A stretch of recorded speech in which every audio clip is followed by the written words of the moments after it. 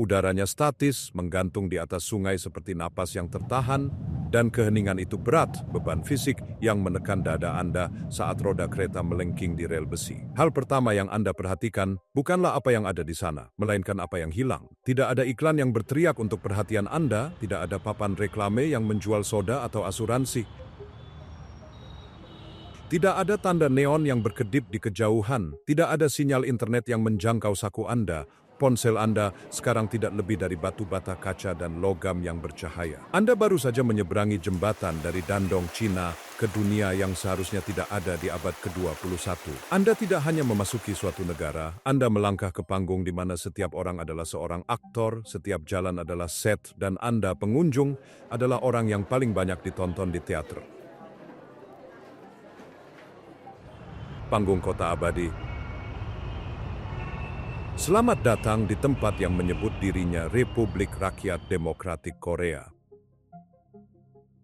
Tapi jujur saja, sebagian besar dunia mengenalnya dengan nama yang berbeda, Kerajaan Pertapa.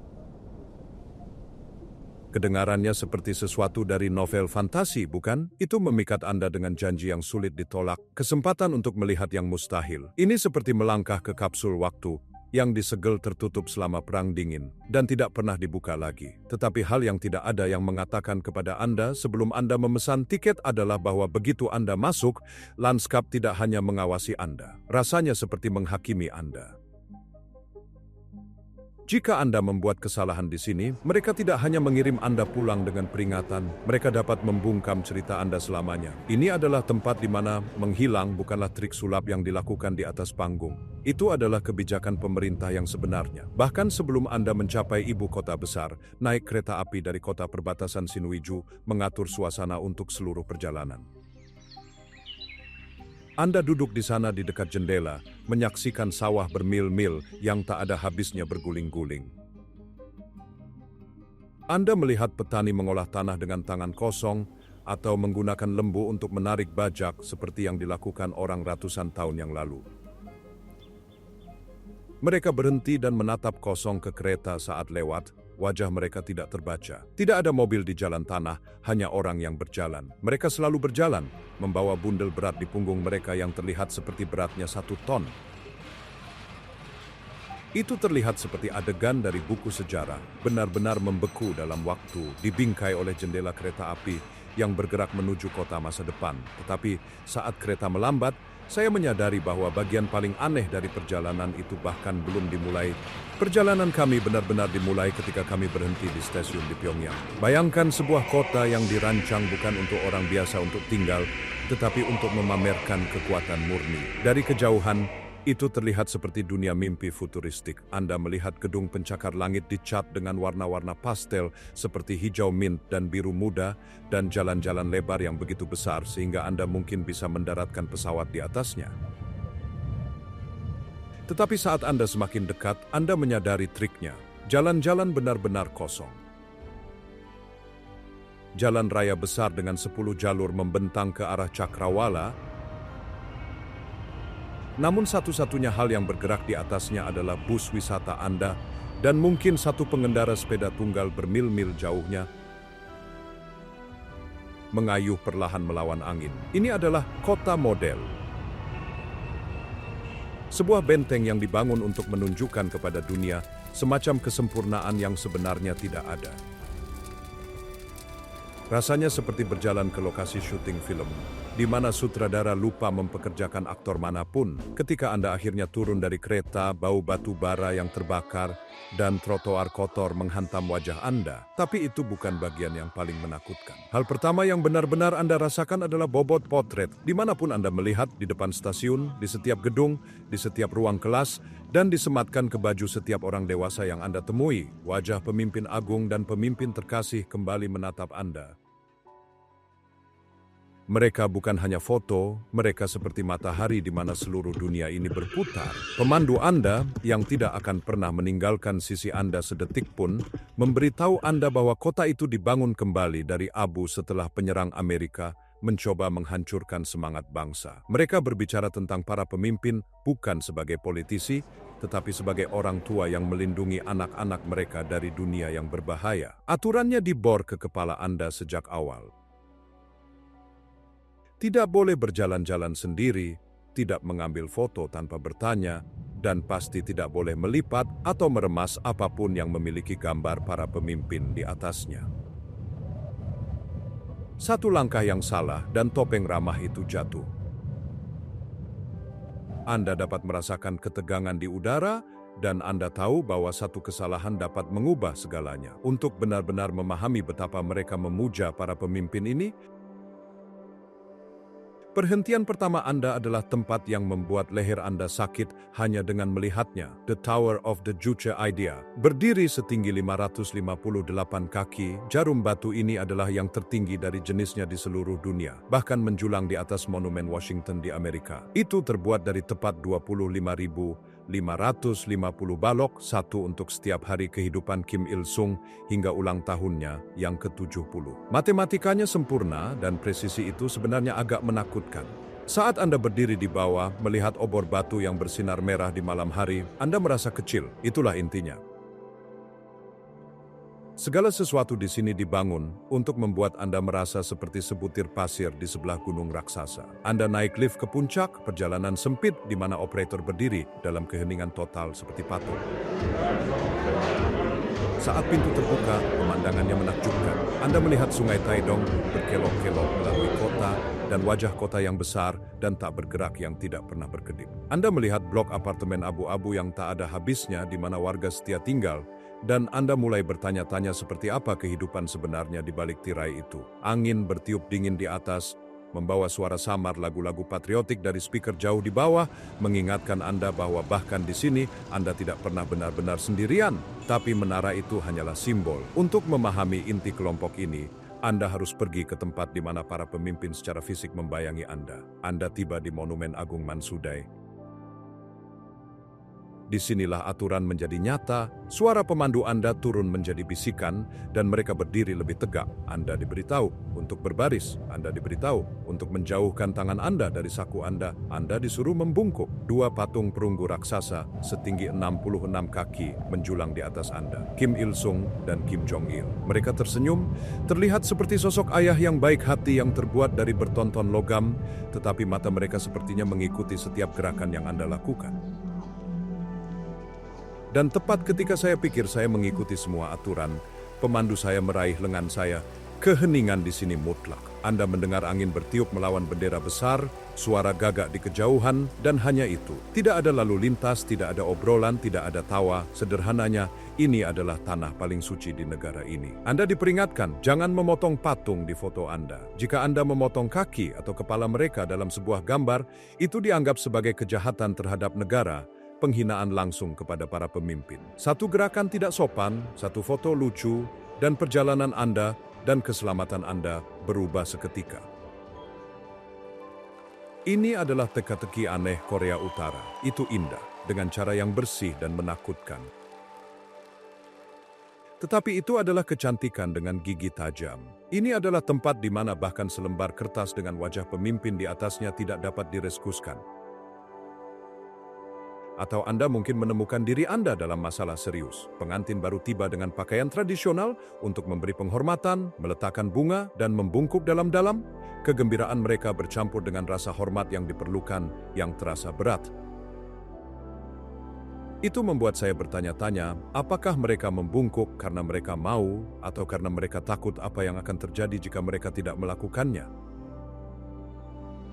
Saat matahari mulai terbenam, kota menyembunyikan rahasianya di bawah tanah. Kita turun ke dunia tersembunyi, yang juga berfungsi sebagai pertahanan terhadap akhir dunia. Kami turun ke Metro Pyongyang. Ini bukan hanya kereta bawah tanah, itu adalah bunker nuklir. Anda berada 360 kaki di bawah tanah, begitu dalam sehingga udara terasa berbeda. Lebih dingin, terasa berat, dan berbau seperti tanah lembab. Naik eskalator memakan waktu hampir 4 menit hanya untuk turun ke dalam kegelapan. Saat Anda turun, dunia modern memudar, digantikan oleh kedipan lampu gantung dan cahaya lukisan dinding besar. Speaker memainkan lagu-lagu patriotik, soundtrack konstan untuk perjalanan. Setiap stasiun terlihat seperti istana, dengan pilar marmer dan langit-langit melengkung tinggi. Di stasiun Puhung, dindingnya ditutupi dengan gambar yang terbuat dari batu-batu kecil berwarna yang menunjukkan pekerja di ladang emas tersenyum saat mereka bekerja keras. Tidak ada iklan untuk smartphone atau film di sini. Hanya ada surat kabar yang disematkan ke papan di mana para pelancong berdiri diam, membaca berita versi pemerintah.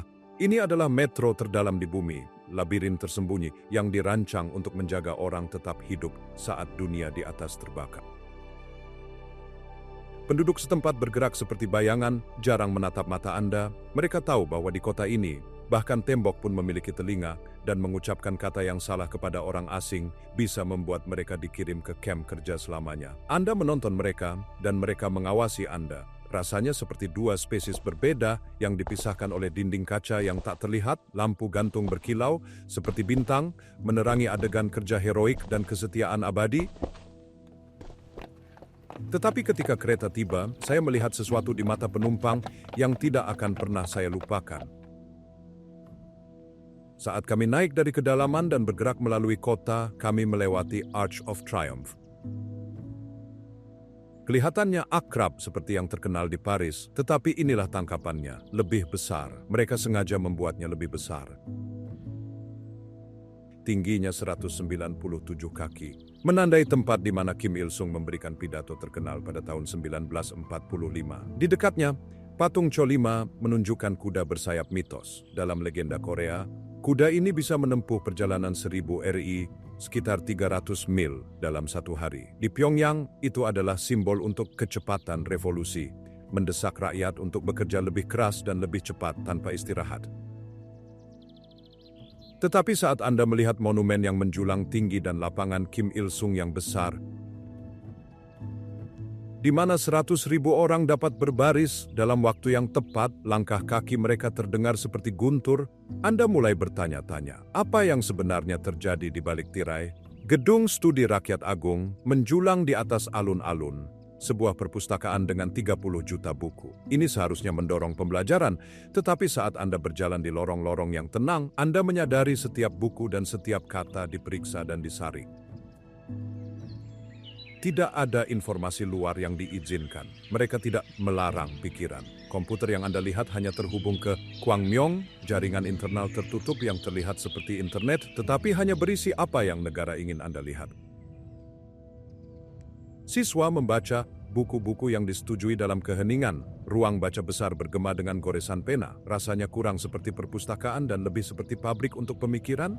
Sebelum kita meninggalkan pusat ibu kota untuk melihat sisi rezim yang lebih lembut, kita harus mengunjungi Mangyongdae. Ini adalah rumah asli, tempat kelahiran Kim Il-sung.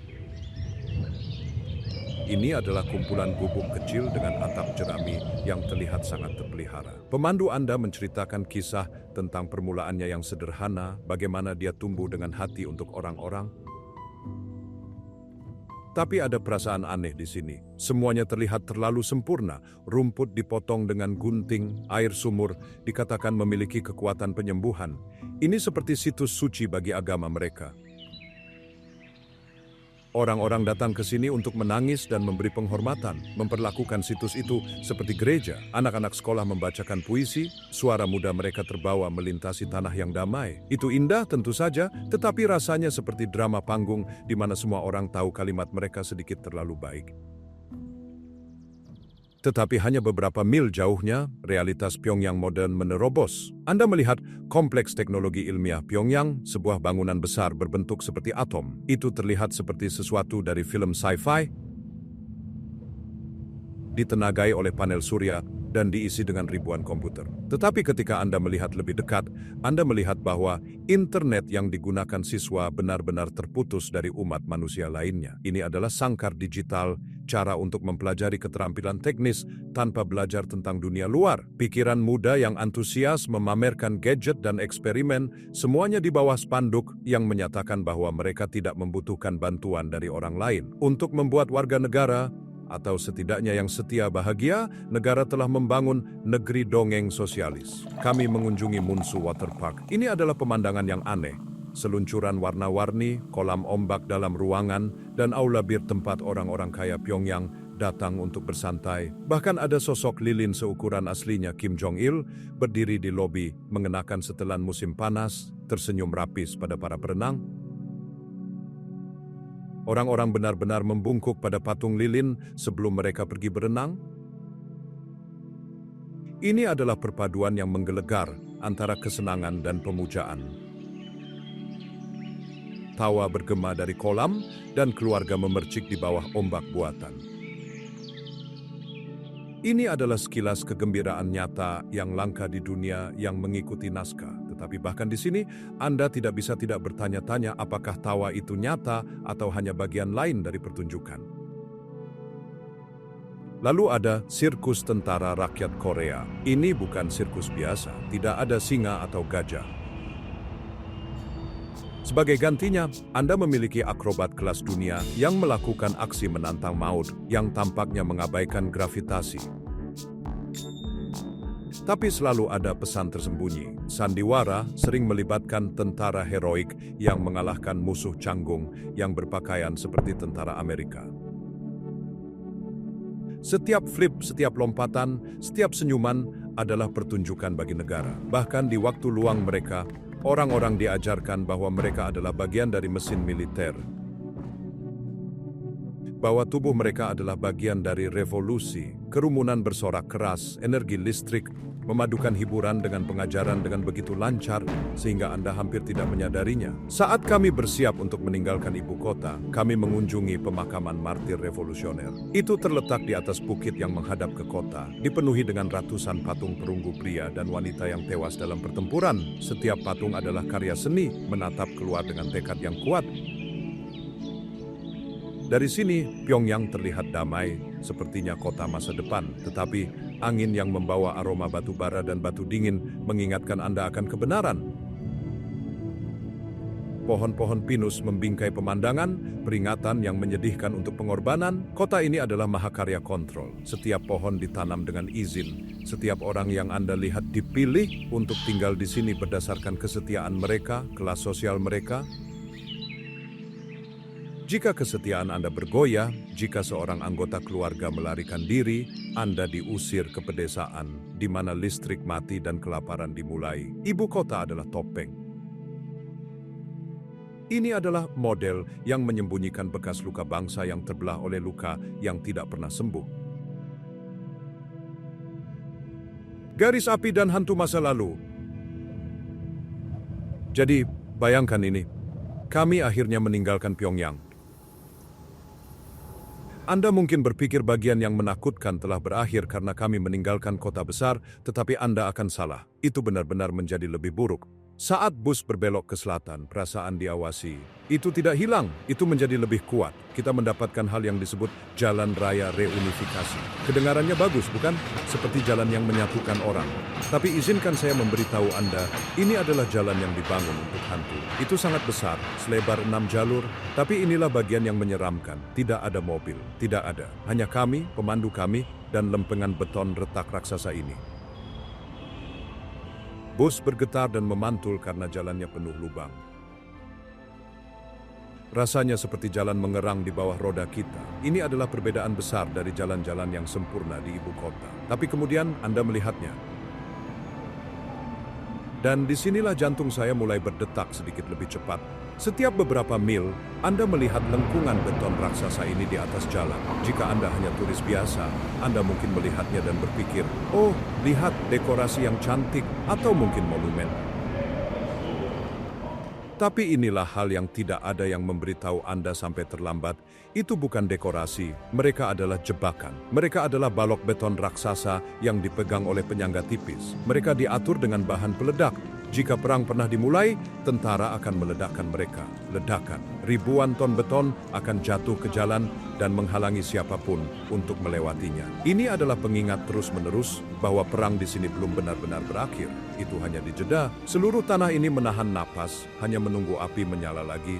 Kami terus mengemudi. Kami melewati pos pemeriksaan di mana tentara muda berjaga-jaga. Mereka terlihat sangat muda, dengan wajah kurus dan senapan besar di bahu mereka. Mereka hanya menatap bus kami. Mereka menjaga jalan kosong dari musuh yang bahkan tidak bisa mereka lihat.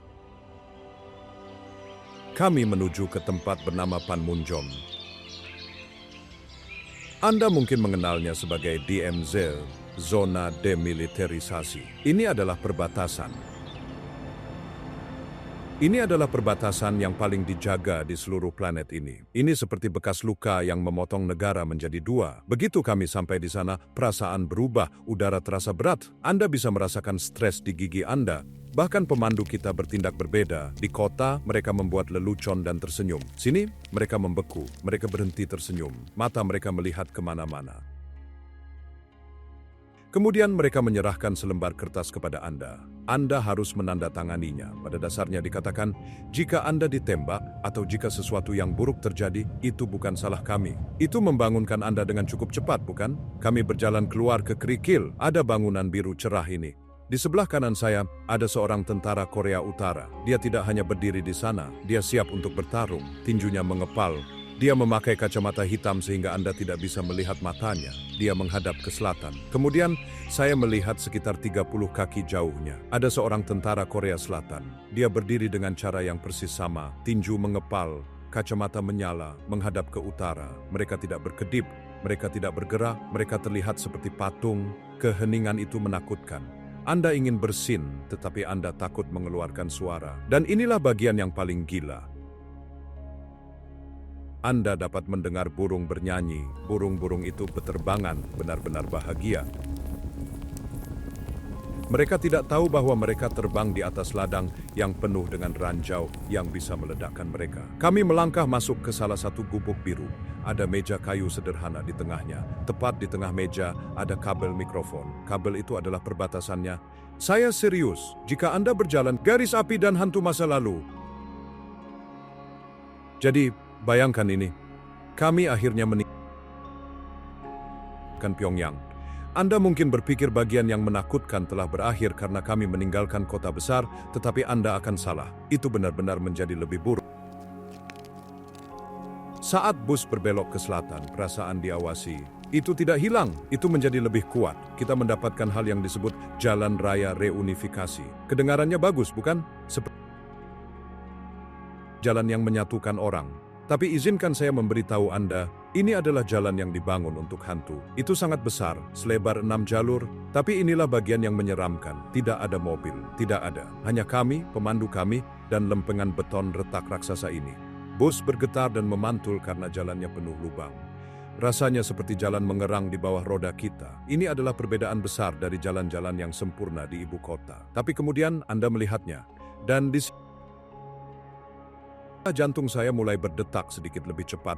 Setiap beberapa mil, Anda melihat lengkungan beton raksasa ini di atas jalan. Jika Anda hanya turis biasa, Anda mungkin melihatnya dan berpikir, oh, lihat dekorasi yang cantik, atau mungkin monumen. Tapi inilah hal yang tidak yang memberitahu Anda sampai terlambat. Itu bukan dekorasi, mereka adalah jebakan. Mereka adalah balok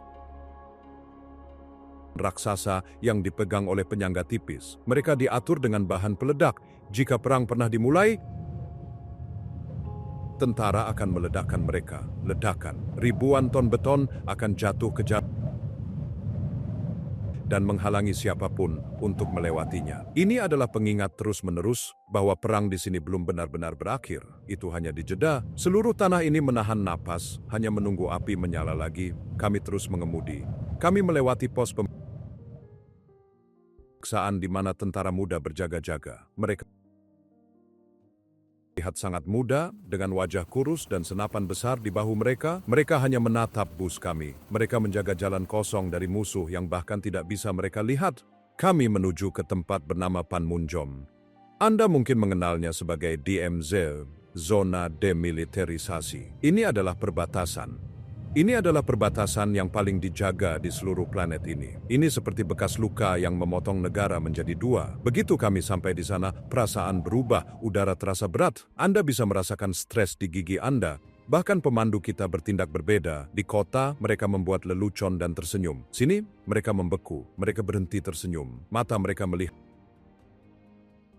kemana-mana. Kemudian mereka menyerahkan selembar kertas kepada Anda. Anda harus menandatanganinya. Pada dasarnya dikatakan, jika Anda ditembak atau jika sesuatu yang buruk terjadi, itu bukan salah kami. Itu membangunkan Anda dengan cukup cepat. Bukan? Kami berjalan keluar ke kerikil. Ada bangunan biru cerah ini. Di sebelah kanan saya, ada seorang tentara Korea Utara. Dia tidak hanya berdiri di sana, dia siap untuk bertarung. Tinjunya mengepal. Dia memakai kacamata hitam sehingga Anda tidak bisa melihat matanya. Dia menghadap ke selatan. Kemudian, saya melihat sekitar 30 kaki jauhnya. Ada seorang tentara Korea Selatan. Dia berdiri dengan cara yang persis sama. Tinju mengepal, kacamata menyala, menghadap ke utara. Mereka tidak berkedip, mereka tidak bergerak, mereka terlihat seperti patung. Keheningan itu menakutkan. Anda ingin bersin, tetapi Anda takut mengeluarkan suara. Dan inilah bagian yang paling gila. Anda dapat mendengar burung nyanyi. Burung-burung itu berterbangan, benar-benar bahagia. Mereka tidak tahu bahwa mereka terbang di atas ladang yang penuh dengan ranjau yang bisa meledakkan mereka. Kami melangkah masuk ke salah satu gubuk biru. Ada meja kayu sederhana di tengahnya. Tepat di tengah meja ada kabel mikrofon. Kabel itu adalah perbatasannya. Saya serius, jika Anda berjalan ke sisi lain meja, Anda secara teknis berada di Korea Selatan. Selama beberapa detik, saya berdiri di sana. Saya adalah seorang penyeberang perbatasan. Saya berada di jalan tengah yang aneh di mana satu langkah yang salah bisa berarti saya menghilang dari sejarah. Di luar, saya melihat sebuah jembatan. Mereka menyebutnya jembatan tanpa kembali. Kembali setelah perang, mereka menggunakannya untuk memperdagangkan tawanan. Aturannya adalah, begitu Anda berjalan melintasi jembatan itu, Anda tidak akan pernah bisa kembali. Itu membuat Anda merinding hanya dengan melihatnya.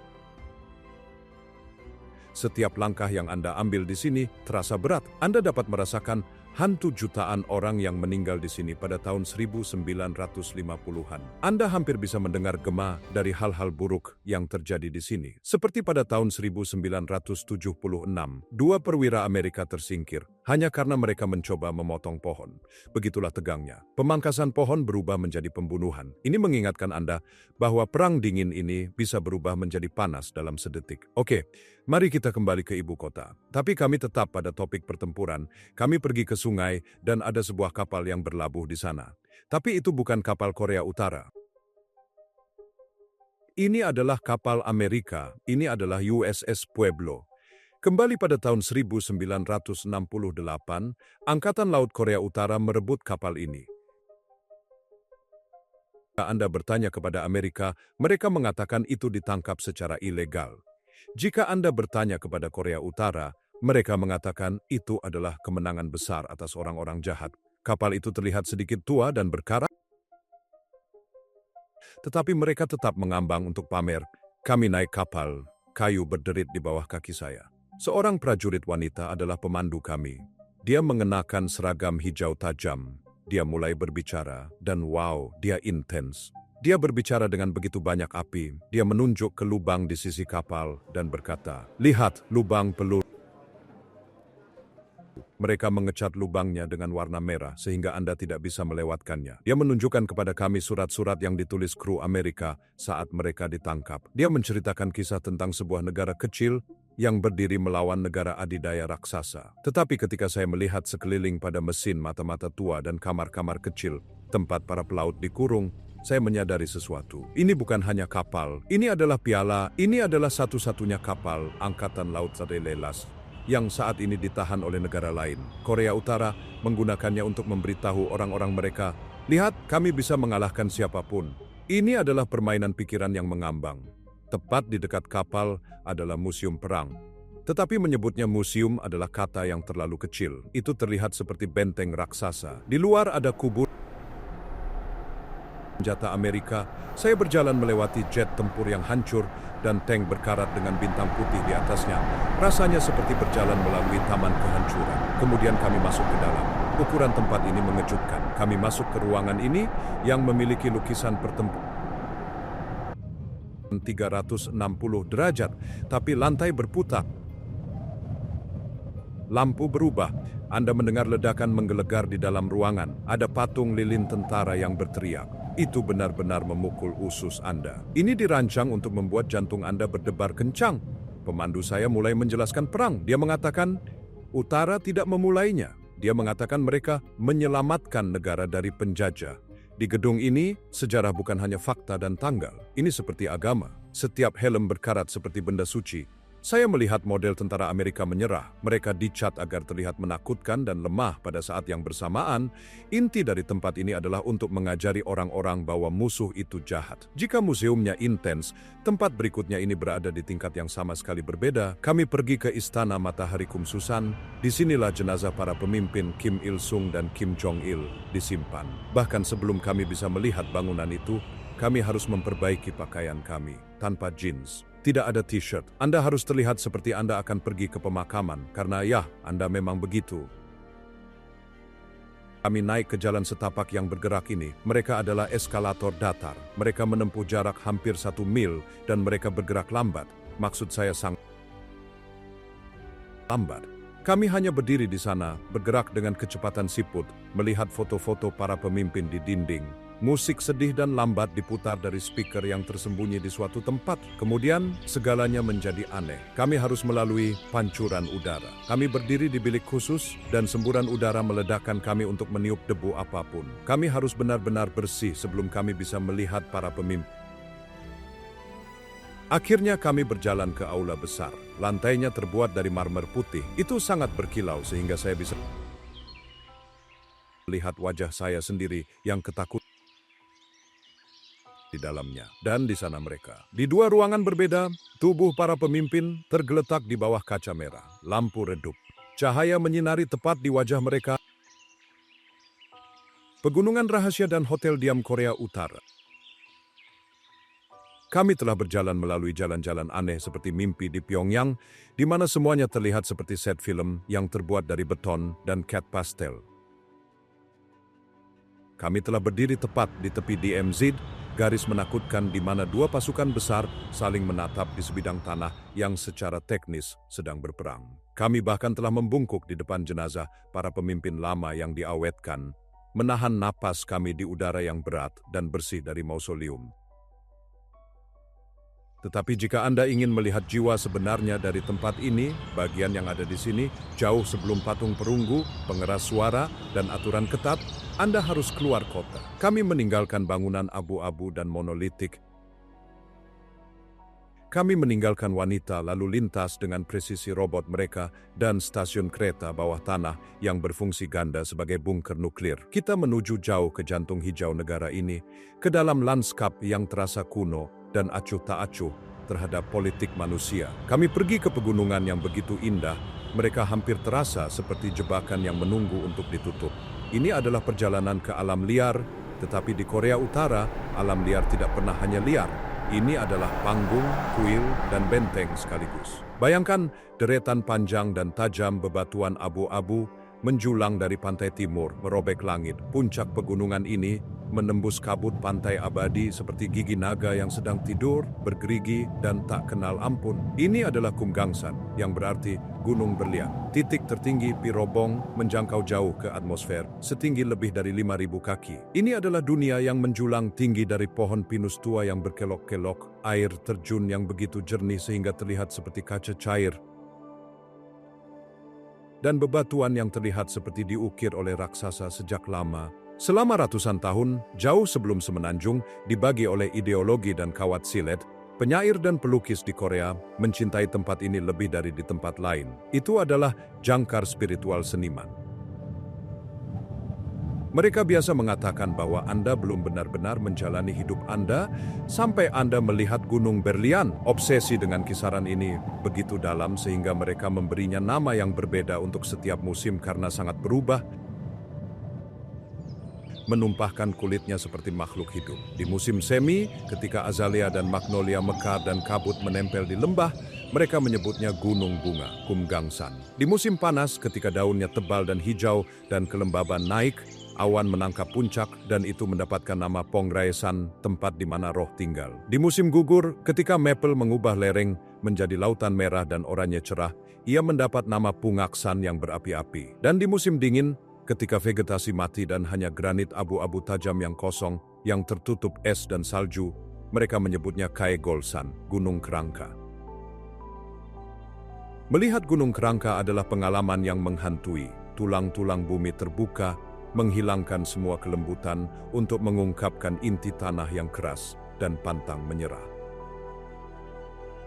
Pegunungan ini sangat besar. Orang-orang dulu mengatakan itu memiliki 12.000 puncak. Itu mungkin berlebihan puitis, angka yang dimaksudkan untuk menandakan tak terbatas daripada fakta kartografi.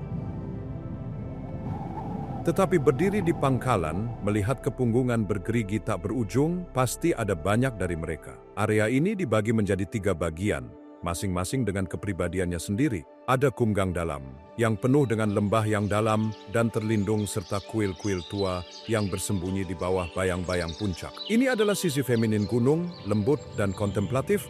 Lalu ada Kumgang Luar, yang memiliki bentuk batu yang tajam dan dramatis yang terlihat seperti pilar yang menopang langit. Ini adalah sisi maskulin, agresif dan berani. Dan kemudian ada Siak Kumgang, bentangan pantai surrealis, di mana tebing tidak berakhir di pantai tetapi jatuh langsung ke laut, menciptakan laguna yang indah dan pilar batu yang menjulang dari air asin. Ini memiliki jalan setapak yang berkelok-kelok melewati menara batu raksasa dan genangan air yang bertindak seperti cermin untuk langit. Anda dapat melihat air terjun seperti air terjun Kuryong jatuh ke kolam hijau, suara air menenggelamkan yang lainnya. Tulisan di dinding. 1. Tapi inilah hal yang tidak ada yang memberitahu Anda sebelum Anda pergi. Anda mengharapkan alam menjadi istirahat dari propaganda. Anda berharap bahwa begitu Anda meninggalkan alun-alun kota dengan papan reklaim dan muralnya, Anda akan menemukan ruang netral. Tetapi di Korea Utara, tidak ada ruang netral.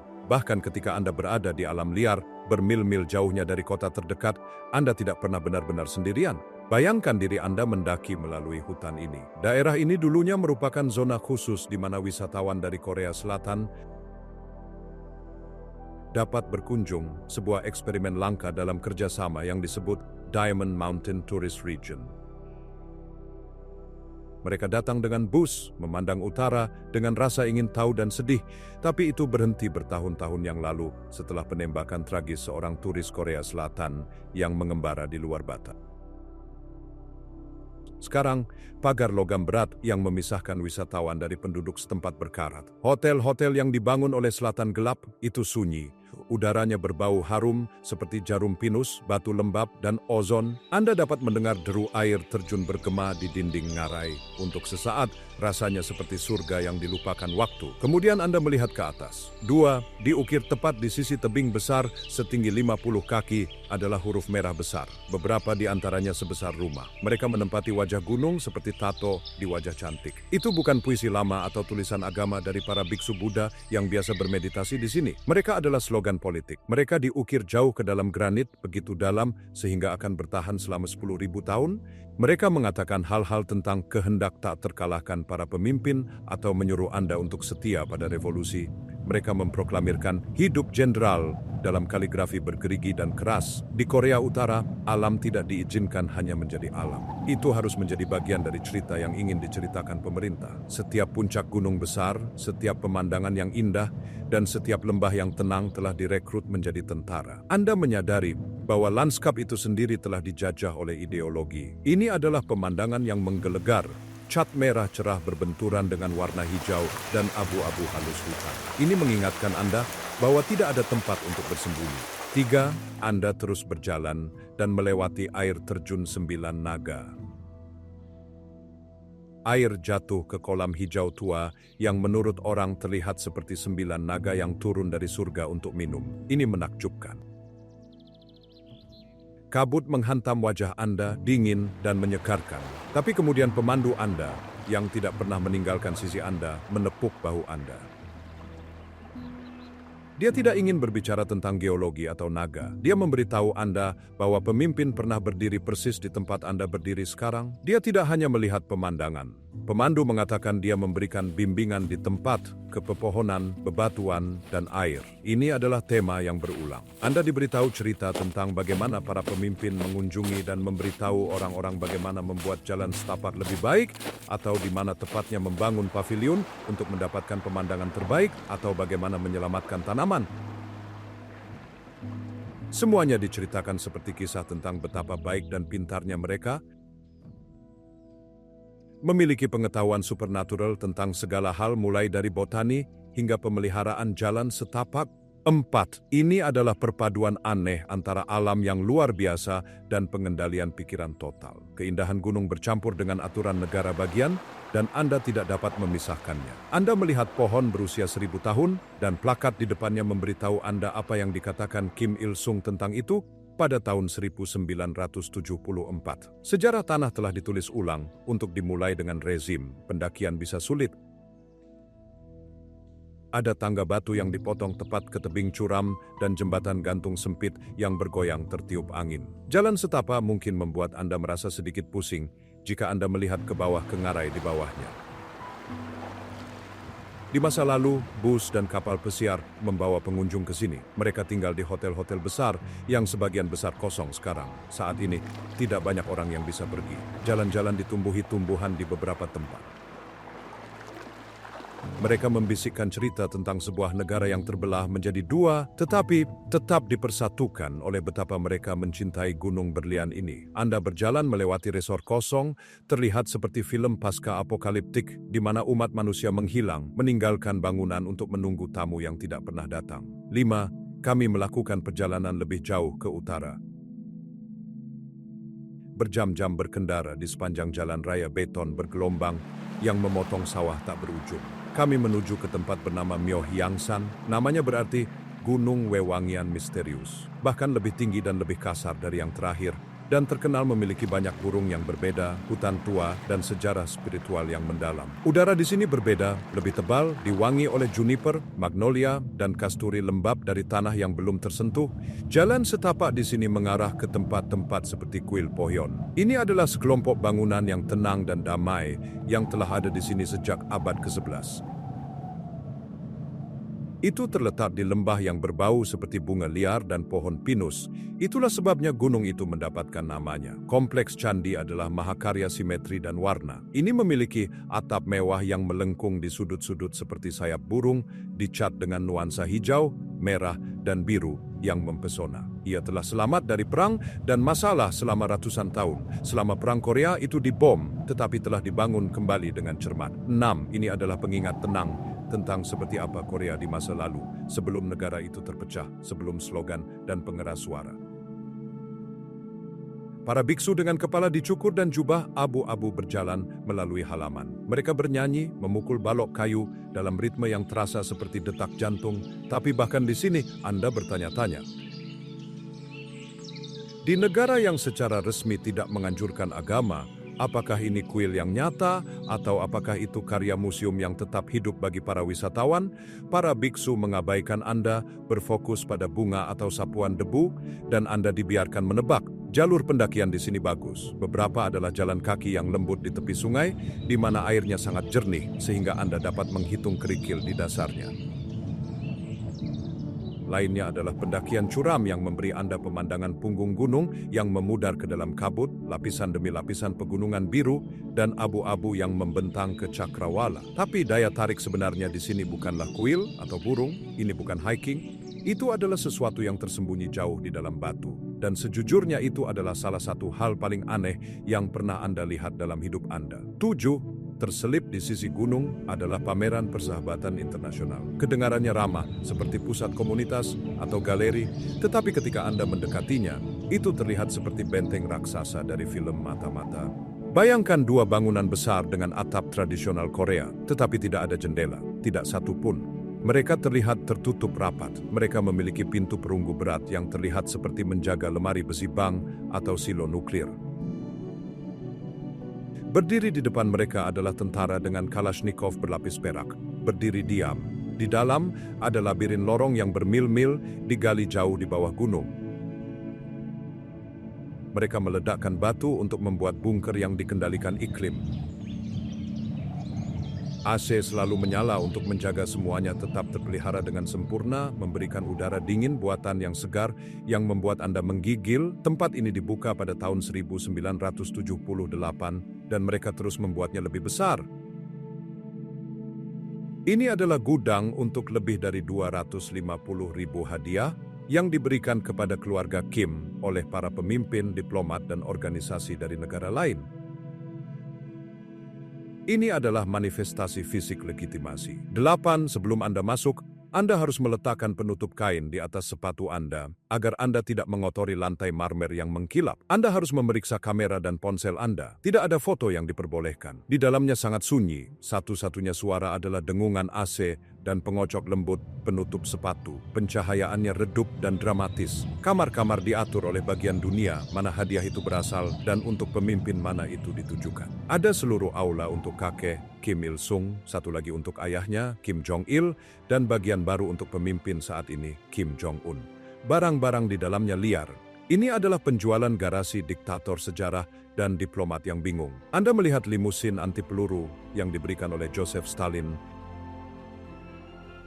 terlihat berat dan mengancam. Ada gerbong kereta mewah dari Mao Zedong, lengkap dengan kursi beludru mewah. Ada ukiran yang terbuat dari gading dari Afrika, rumit dan halus. Ada senjata berlapis emas, vas mewah, dan pedang bertatahkan permata. 9. Kemudian ada hal-hal aneh. Ada nampan yang terbuat dari boneka buaya yang memegang gelas, hadiah dari seorang pemimpin di Amerika Latin. Ada karpet kulit beruang dengan kepala masih menempel, menatapmu dengan mata kaca. Bahkan ada bola basket yang ditandatangani oleh Michael Jordan yang merupakan hadiah dari seorang pejabat Amerika selama momen diplomasi yang langka. Ada VCR dari tahun 1980-an yang dulunya merupakan teknologi terbaik, sekarang terlihat seperti batu bata kuno. Para pemandu berbicara dengan sangat serius tentang hal-hal ini. Mereka tidak melihat kitsch, mereka berhenti sebelum set teh atau laptop dan menjelaskan signifikansinya dengan hormat yang diam. Mereka mengatakan karunia ini membuktikan bahwa seluruh dunia mencintai dan menghormati para pemimpin mereka. Mereka menjelaskan bahwa banyaknya hadiah menunjukkan bahwa keluarga Kim adalah pusat politik global. 10. Tetapi saat Anda berjalan melewati kamar demi ruangan pedang dan TV dan patung lilin, Anda mulai merasakan alasan sebenarnya tempat ini ada. Ini bukan untuk dunia. Dunia tidak tahu sebagian besar dari ini ada di sini. Ini untuk penonton domestik. Ini adalah gunung harta karun yang dirancang untuk meyakinkan orang-orang Korea Utara bahwa mereka adalah pusat alam semesta. Itu membuatnya terlihat seperti seluruh dunia mengirimkan penghormatan kepada para pemimpin mereka karena mereka sangat penting. Ini adalah perjalanan ego besar yang diukir di gunung mahakarya propaganda yang bersembunyi di hutan yang indah.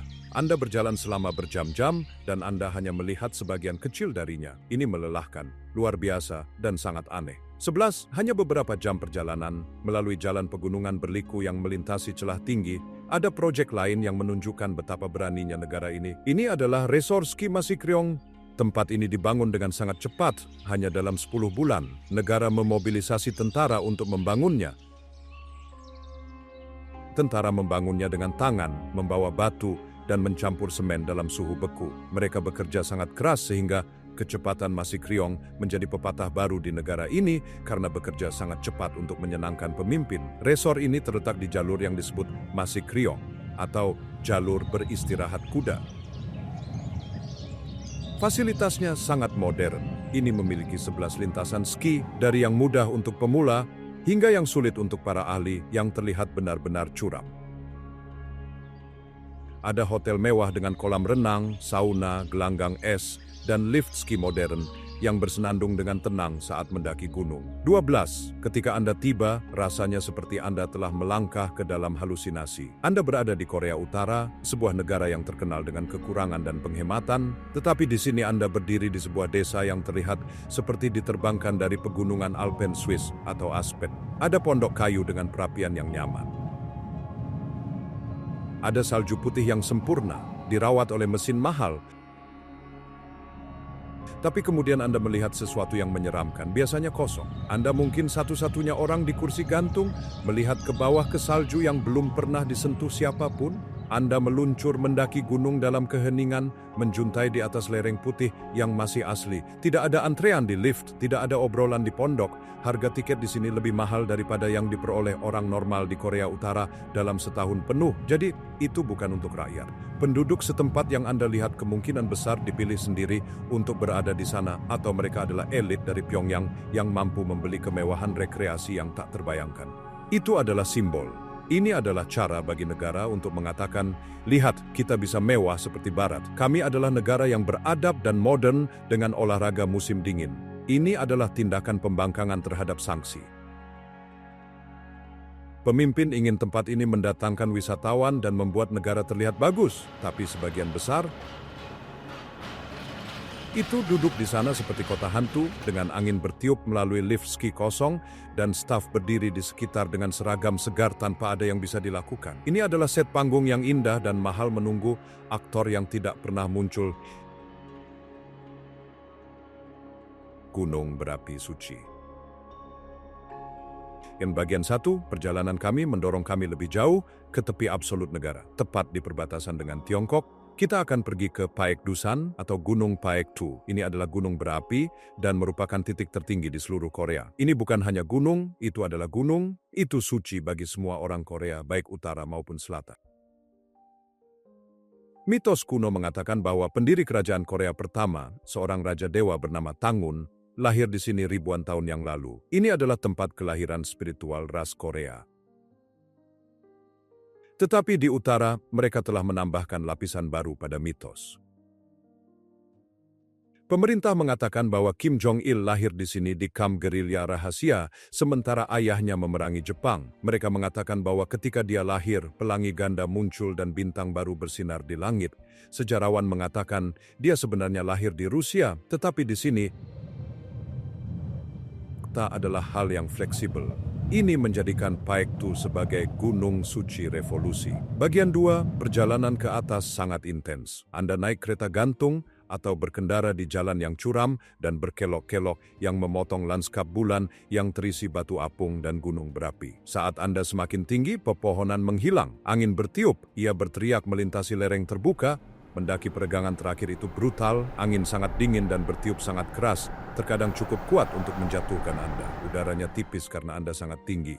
Tetapi ketika Anda sampai di tepi kawah, semuanya menjadi sunyi.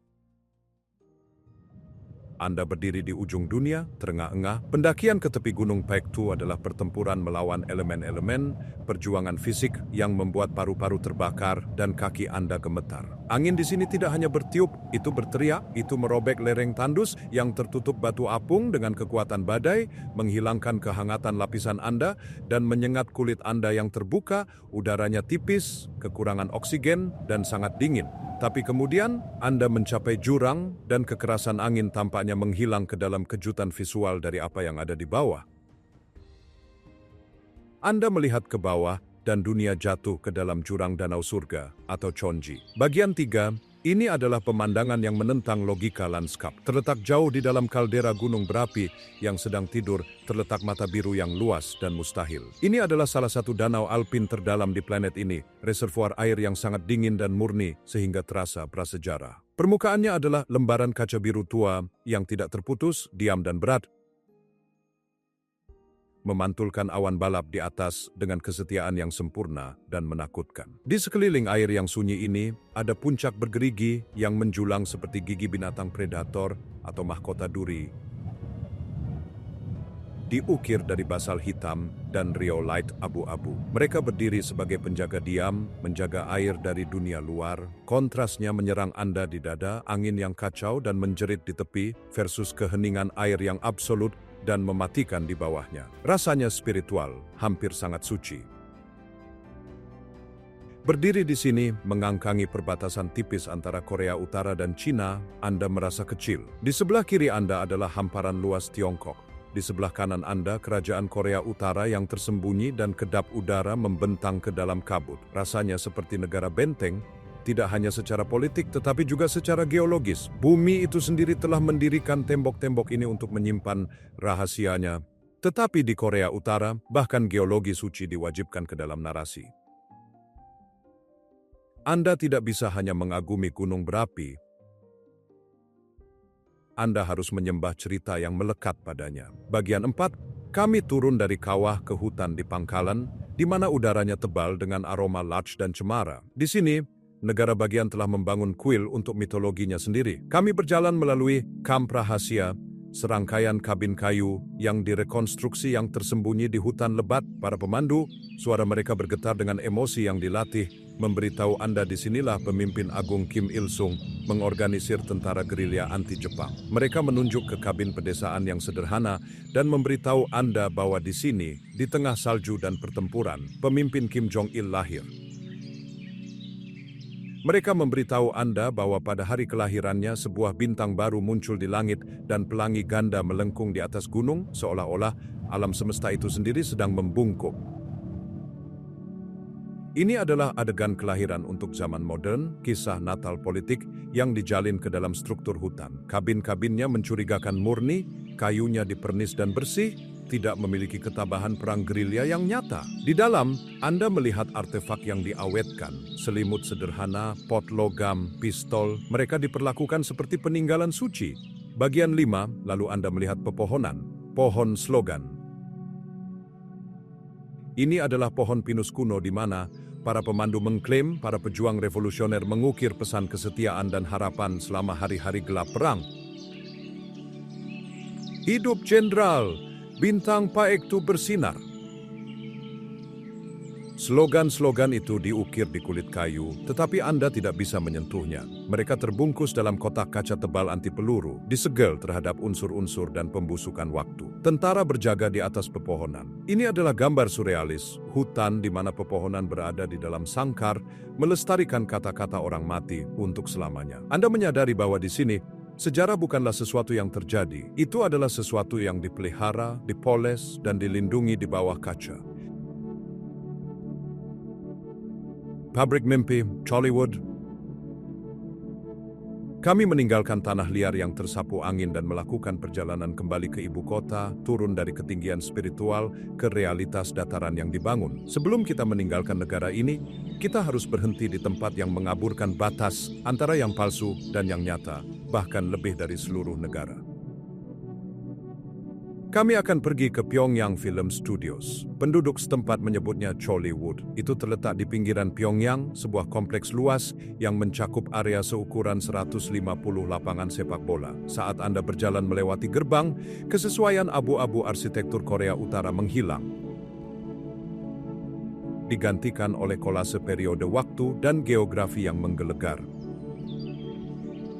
Disinilah rezim memproduksi mimpi dan mimpi buruknya. Anda melangkah ke jalan yang terlihat seperti Manchuria tahun 1930-an. Tanda-tandanya dalam karakter Cina kuno, ada sarang opium dengan tirai pudar, toko mie dengan mangkuk plastik yang direkatkan ke meja, dan kantor polisi Jepang. Ini adalah set untuk film-film perjuangan revolusioner anti-Jepang, genre yang tak ada habisnya dan berulang. Perhatian terhadap detail itu obsesif, namun hampa, belok tikungan, dan Anda berada di Korea kuno. Anda berjalan melewati dengan atap genteng yang menyapu dan rumah teh dengan kisi-kisi yang rumit. Kemudian tiba-tiba Anda berada dalam versi Seoul yang bengkok. Jalan Korea Selatan dirancang agar terlihat kacau, kotor, dan korup. Manifestasi fisik dari bagaimana Korea Utara ingin rakyatnya melihat tetangga mereka. Ada bar kotor dan jeep militer Amerika yang diparkir di sudut-sudut, alat peraga untuk film tentang kejahatan kapitalisme. Bahkan ada bagian Eropa. Ini menampilkan gereja barat generik dengan menara, jembatan batu, dan rumah yang terlihat samar-samar, Jerman atau Prancis. Ini digunakan untuk film yang berlatar di barat atau di Rusia, di mana para aktor memakai wig buruk dan hidung palsu untuk memerankan penjahat asing. Kompleksnya luas, tetapi ini adalah kota hantu. Kecuali film sedang difilmkan, jalanan kosong.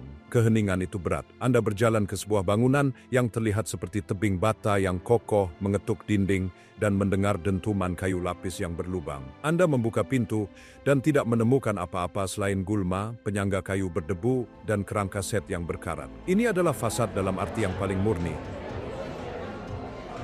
Anda dapat membayar beberapa euro untuk berdandan. Ada departemen lemari pakaian di mana Anda dapat mengenakan jubah sutra raja yang agung,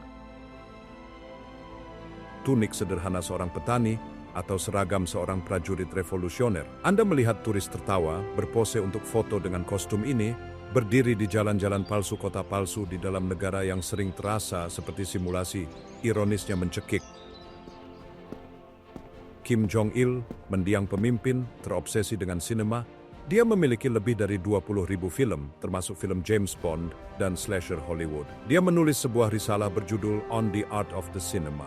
Dia terkenal menculik seorang sutradara dan seorang aktris Korea Selatan untuk memaksa mereka membuat film untuknya, berusaha meningkatkan kualitas propaganda bangsa. Dia datang ke sini ratusan kali, berdiri di jalan-jalan ini, mengarahkan sutradara, mengelola naskah secara mikro. Dia mengerti bahwa jika Anda mengontrol layar, Anda mengontrol mimpi. Berjalan melalui set kosong ini, Anda merasakan bobot filosofi itu. Seluruh negara beroperasi berdasarkan naskah. Orang-orang yang Anda temui, pemandu, rencana perjalanan yang direncanakan dengan cermat, itu semua adalah bentuk bioskop. Di sini, di tempat film, kecerdasannya hanya lebih jujur tentang kepalsuannya. Garis antara akting dan kenyataan larut sepenuhnya. Apakah pelayan di restoran hotel kurang dari seorang aktor daripada wanita yang berperan sebagai partisan di lokasi syuting ini? Mereka berdua memiliki baris untuk dihafal, peran untuk dimainkan, dan sutradara yang menonton dari bayang-bayang. Tidak jauh dari fantasi studio adalah jenis pertunjukan yang berbeda, kinerja kemewahan. Kami berkendara ke lapangan golf Pyongyang, tempat yang terasa seperti kesalahan dalam sistem, itu terletak di tepi Danau Taesong, oasis terpencil dan hijau. Rumput adalah warna hijau yang mustahil, terawat ke tingkat kesempurnaan yang berbatasan dengan kegilaan. Anda melihat sekelompok wanita berjongkok di fairway, bukan dengan mesin pemotong rumput, tetapi dengan gunting tangan kecil dan pinset. Mereka memangkas bilah rumput demi bilah, mencabut gulma dengan tangan. Ini adalah pengingat nyata akan nilai tenaga kerja di sini. Waktu manusia murah, bahan bakar, dan mesin mahal. Kursus ini tenang, indah, dan benar-benar mati. Hampir tidak ada pemain. Tiket untuk bermain di sini harganya mahal, hanya dapat diakses oleh elit pesta tingkat tertinggi atau tetesan turis asing. Ini adalah simbol status yang disimpan pada alat bantu hidup, permata hijau yang dimaksudkan untuk membuktikan bahwa Korea Utara dapat beradab dan santai. Para pemandu akan memberitahu Anda legendanya dan mereka akan menceritakannya dengan wajah lurus. Mereka mengatakan bahwa ketika Kim Jong-il bermain di sini untuk pertama kalinya, dia tidak hanya bermain dengan baik, dia menembak putaran 38 di bawah par. Mereka mengklaim dia membuat 11 hole-in-one dalam satu pertandingan.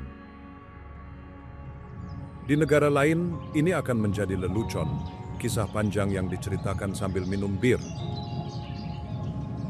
Di sini, itu adalah bagian dari hagiografi. Ini memperkuat gagasan bahwa para pemimpin bukanlah laki-laki, mereka adalah polymath, jenius, manusia super, yang menguasai semua yang mereka sentuh secara instan. Anda mengangguk karena tertawa akan menjadi penghinaan, dan Anda menyaksikan angin beriak di lapangan hijau yang kosong dan terawat di mana seorang dewa seharusnya berjalan. Dari lapangan golf yang sunyi, kami bergerak ke retakan tembakan. Meari Shooting Range adalah perpaduan aneh dari pusat hiburan keluarga dan tempat pelatihan militer.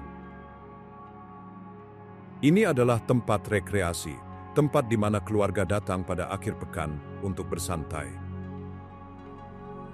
Tetapi relaksasi melibatkan penanganan pistol Glock, senapan serbu AK-47, dan busur berburu bertenaga tinggi. Fasilitas ini modern, menggemakan estetika steril dari seluruh kota. Anda berjalan ke ruang tembak, mengenakan pelindung telinga, dan membayar peluru Anda. Ada sesuatu yang meresahkan tentang suasananya. Di sebagian besar negara, lapangan tembak adalah untuk olahraga. Di sini, dalam masyarakat yang menggambarkan dirinya sebagai negara yang mengutamakan militer, garis antara olahraga dan persiapan tidak ada. Anda tidak hanya menembak bullseye. Beberapa target berbentuk seperti tentara dengan fitur bergerigi dan agresif, tersirat Amerika atau penjajah Jepang.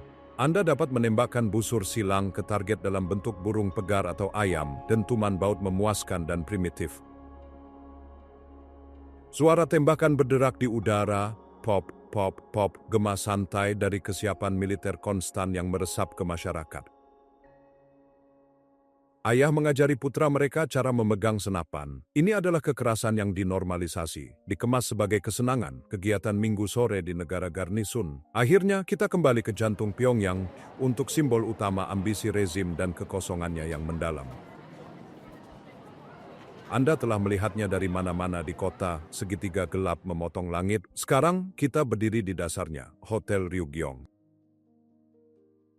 Ini adalah monster beton dan kaca, piramida 105 lantai, yang menjulang di atas segala sesuatu di ibu kota, seperti pesawat ruang angkasa futuristik yang mendarat pada tahun 1980-an. Itu menembus langit, agresif dan menyendiri. Mereka mulai membangun binatang ini pada tahun 1987.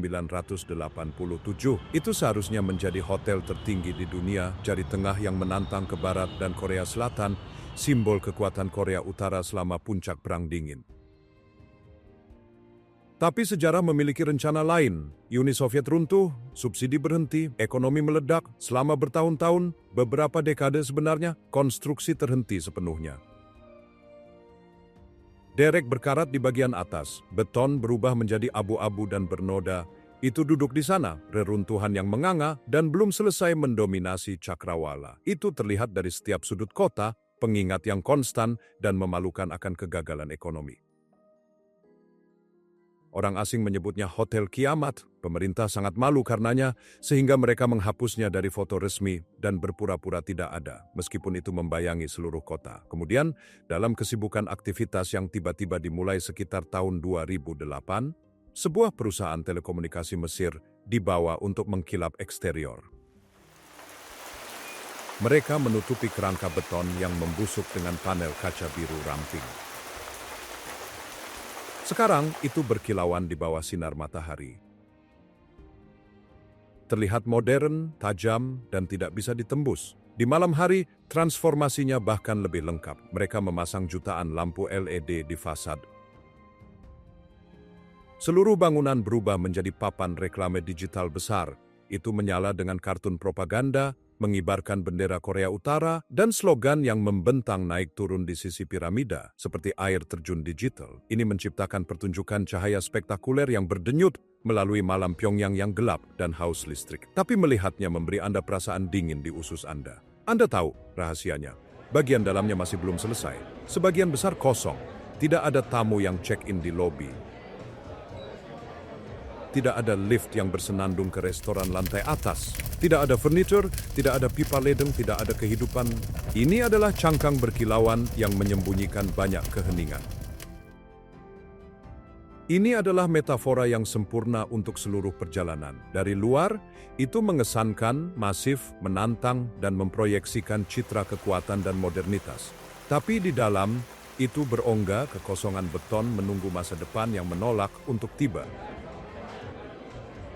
Ini adalah piramida Potemkin, monumen untuk penampilan kesuksesan atas kenyataannya. Anda menatap ujung menara, tersesat di awan, dan bertanya-tanya berapa lama sebuah bangunan bisa berdiri tanpa hati. Perjalanan berakhir bukan dengan ledakan, tetapi dengan derak roda baja di trek tua. Kami berada di stasiun kereta api Pyongyang, aula gua yang dipenuhi dengan bau asap batu bara dan tembakau murah. Pengeras suara memainkan musik berbaris patriotik, soundtrack terakhir untuk keberangkatan Anda. Anda naik kereta internasional menuju Beijing. Keretanya sudah tua, joknya sudah usang. Saat kereta meluncur ke depan, Pyongyang mulai meluncur menjauh. Anda menyaksikan blok apartemen berwarna pastel, wanita lalu lintas dengan seragam renyah mereka, dan patung-patung perunggu raksasa surut ke kejauhan. Kota ini memberi jalan ke pedesaan, ladang padi dan jagung yang tak ada habisnya, gerobak sapi berjalan di sepanjang jalan lumpur, tentara mengendarai sepeda dengan senapan yang digantung di punggung mereka. Jam berlalu, lanskap menjadi monoton, kabur hijau dan abu-abu. Dan kemudian Anda melihat Sungai Yalu. Perbatasan, kereta melambat saat mendekati jembatan persahabatan. Anda melihat keluar jendela untuk terakhir kalinya. Di tepi Korea Utara, lanskapnya gelap, berdebu dan sunyi. Prajurit berbaju hijau zaitun menyaksikan kereta pergi, wajah mereka diam, menjaga tepi dunia mereka. Ada biang lala berkarat yang berdiri diam di kejauhan, simbol terakhir dari waktu yang dihentikan. Kereta berderak di atas jembatan besi. Suara berubah saat Anda menyeberangi air, dentingan berirama yang terdengar seperti hitungan mundur. Anda melintasi garis tak terlihat di tengah sungai, tiba-tiba pemandangan di sisi lain meledak menjadi warna. Dandong Cina, lampu neon, gedung pencakar langit. mobil macet di jalan raya, iklan untuk smartphone dan merek fashion. Kebisingan pasar bebas seolah-olah menembus kaca. Anda merasakan gelombang kelegaan fisik menyelimuti Anda. Ketegangan meninggalkan bahu Anda, ketegangan yang bahkan tidak Anda sadari yang Anda bawa. Simpul di perut Anda karena terus-menerus diawaspadai, khawatir tentang membungkuk dengan benar, takut Anda akan mengucapkan kata yang salah dan menyebabkan insiden, semuanya larut. Anda bisa bernapas lagi, Anda dapat berbicara dengan bebas. Tetapi saat kelegaan mereda, perasaan lain menggantikannya. Anda merasa bijaksana, hampir melankolis. Anda melihat kembali ke tepi sungai yang gelap, sekarang memudar ke senja. Korea Utara mengubah cara Anda melihat sesuatu. Ini memaksa Anda untuk mempertanyakan apa yang nyata dan apa itu cerita. Di dunia Anda sendiri, kebenaran berantakan, diperdebatkan, dan kompleks. Di sini, kebenaran itu sederhana karena dibuat.